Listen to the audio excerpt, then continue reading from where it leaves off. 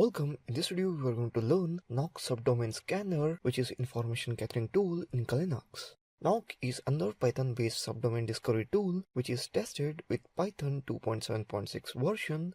Here I wrote GitHub downloading zip installation command, copied it up, and let's open terminal. Now I'm going to change directory to desktop. This is not mandatory. You can use any directory. Paste the command. Here you can see that Knock installation is started.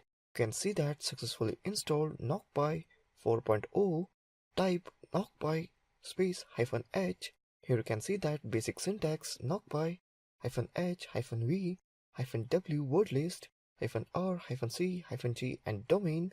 The optional argument, which is -h help, shows this help message, and exit -v version, show program's version number, and exit -w word list, specific path to the word list file. Here you can see that some of the basic example. Let's scan google.com subdomains. Type knockpy space google.com. Here you can see that scanning is started. It is displaying with IP address status. Type domain name headers.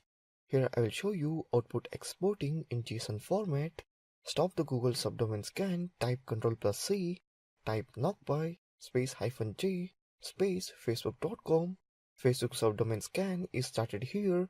Here you can see that JSON report saved in facebook_com 149 so on .json file. Let's open it. We see that JSON format Facebook domain is extracted here. So that's it in this video on Knock Subdomain Scanner information gathering tool in Linux. Thank you for watching this video.